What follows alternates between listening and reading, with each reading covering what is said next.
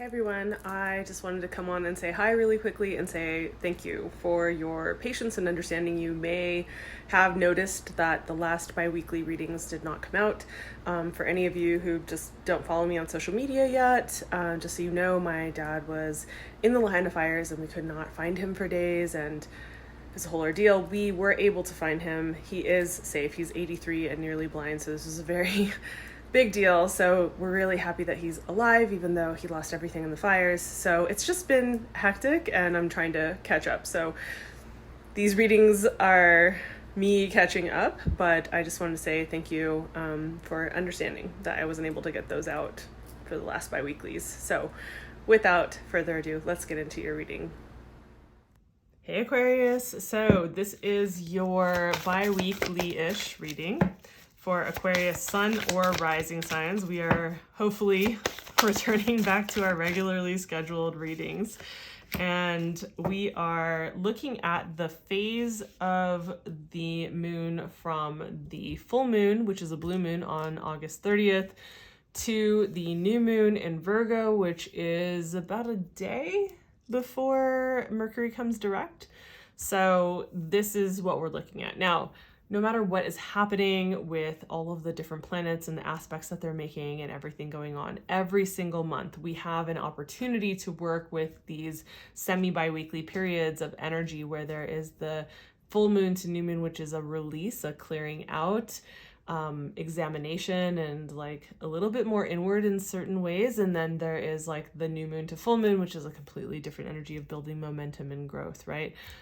And there's an undercurrent of this that we can really work with. So instead of working against ourselves and swimming upstream, we can really work with this and see like, how can we actually most benefit our life, right? And so the area of life that's actually being pointed out for you, Aquarius, is actually the 9th house. I'm not surprised, actually. I think it's totally appropriate that you would have that. So we're looking at what kind of spiritual advice is coming through to assist you with like how to frame this, how to look at this, how to work with this energy in this particular area of life. And so what we're looking at here in the 9th house is your beliefs, your ideologies, your political associations, your worldview, if you believe in a religion or not, those types of things. Also, the ways in which you are studious, like what you are learning or teaching. So it has very much to do with that. Also, any kinds of foreign affairs, whether you are maybe in contact with, working with, in connection with, in some big way, people that are living very far from where it is that you live, so foreign people, or also traveling to foreign lands, places that are very far from wherever it is that you live. So this is the kind of energy that is up for you. And I don't get into political stuff on my channel, so really just take that and look at like whatever your religious or non-religious beliefs are, whatever your worldview or politic views are.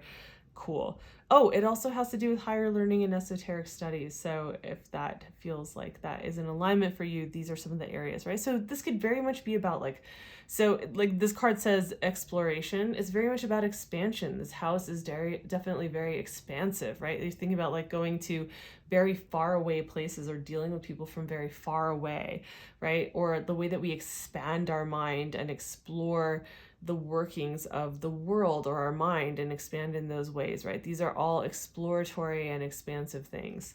So that's the area of life that we're looking at. And it's interesting because the kind of advice that's coming through for you, like the spiritual advice, is the Hermit card.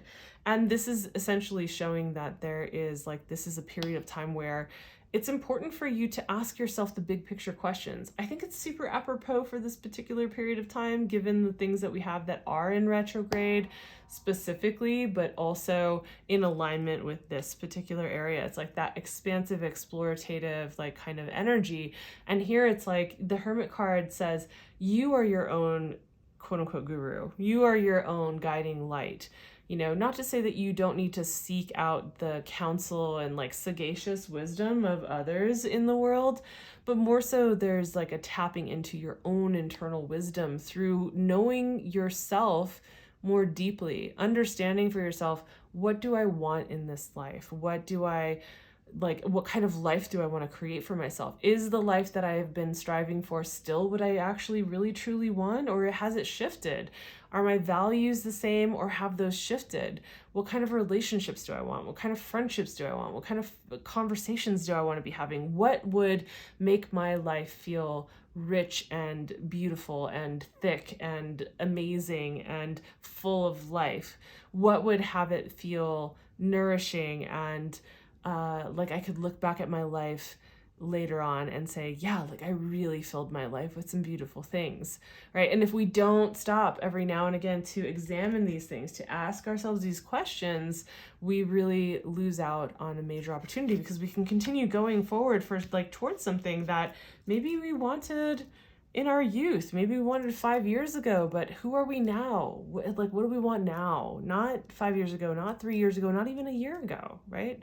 So these are the things to look at. So I hope that this feels helpful and insightful in some way, and if it does, please consider giving the video a like. It does help me with the algorithm gods, and also subscribe and hit the notification bell so that you don't miss out on any of these videos on the horizon.